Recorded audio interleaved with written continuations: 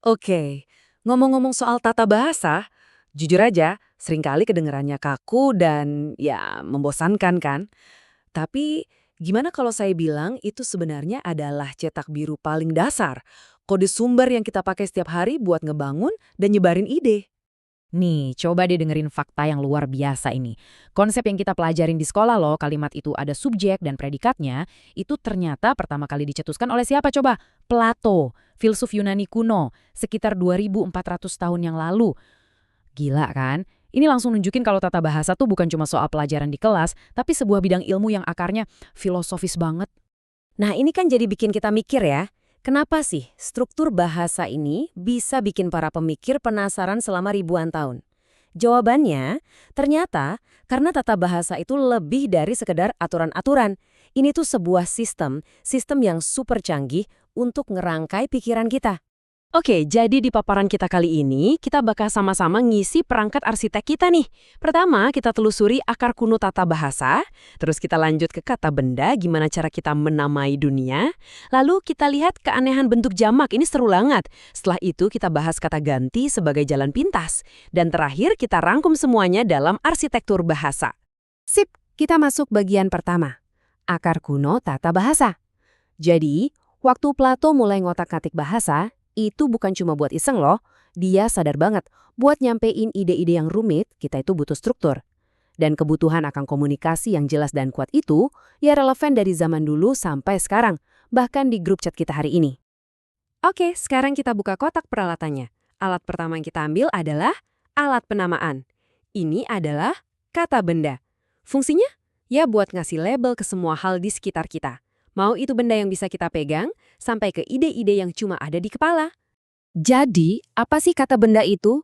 Simpelnya gini, kata benda itu label, buat orang, tempat, atau benda. Anggap aja ini kayak batu bata paling dasar buat ngebangun semua kalimat kita. Nah, ini dia nih bedanya. Di sisi kiri, kita punya cetak birunya. Kata-kata umum kayak kota, anak laki-laki, hari. Ini kan kategorinya luas ya. Nah, lihat di sebelah kanan. Ini alamat spesifiknya. Paris, Harry Potter, Senin. Ini nama-nama yang udah pasti. Dan perhatiin deh, semuanya dimulai pakai huruf kapital. Itu kuncinya. Oke, siap buat alat selanjutnya? Alat nomor 2, alat pengganda. Ini nih caranya bahasa menunjukin sesuatu yang jumlahnya lebih dari satu. Kalau di bahasa Indonesia kan gampang ya, tinggal diulang. Buku-buku, meja-meja. Tapi kalau di bahasa Inggris, wah ceritanya beda. Jauh lebih aneh dan penuh dengan jejak sejarah. Aturan paling dasarnya sih gampang banget. Tinggal tambahin S di belakangnya.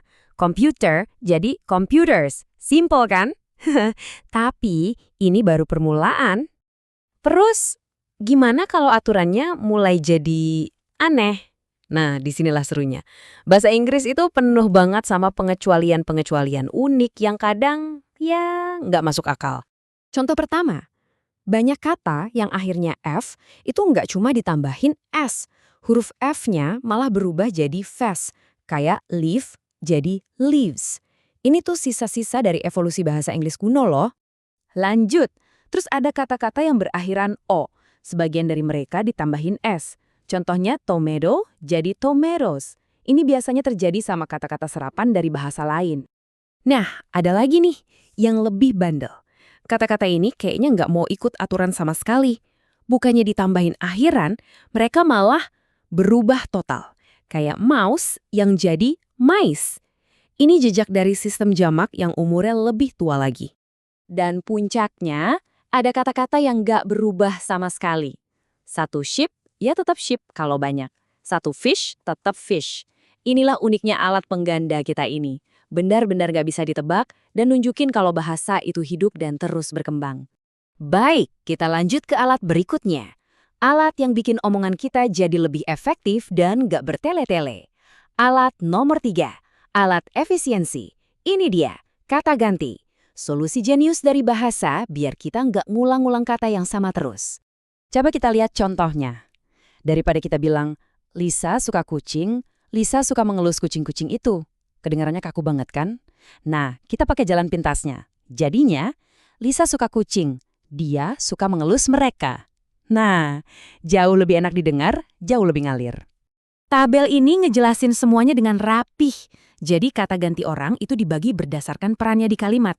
Ada kolom subjek, ini tuh si pelakunya ya, kayak I, he, she, they. Terus ada kolom objek, ini si penerima aksinya, kayak me, him, her, them. Ngerti bedanya? Ini penting banget biar kalimat kita jadi jelas. Oke, sekarang saatnya kita gabungin semua potongan puzzle ini. Bagian terakhir, arsitektur bahasa. Kita balik lagi ke gambaran besar kita tadi. Kita bakal lihat gimana alat-alat simpel yang udah kita kumpulin ini bisa ngebangun struktur komunikasi yang luar biasa. Jadi, ini dia perangkat arsitek yang udah kita kumpulin.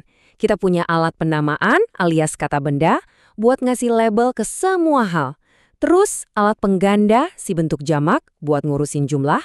Dan yang terakhir, alat efisiensi atau kata ganti biar obrolan kita lancar jaya tanpa pengulangan.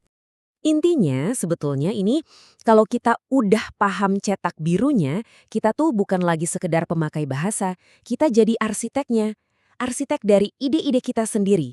Kita jadi bisa ngebangun argumen yang kokoh dan cerita yang memikat dengan lebih presisi.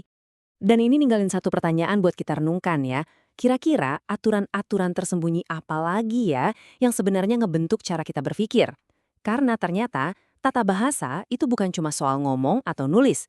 Ini soal gimana pikiran kita disusun. Coba deh dipikirin.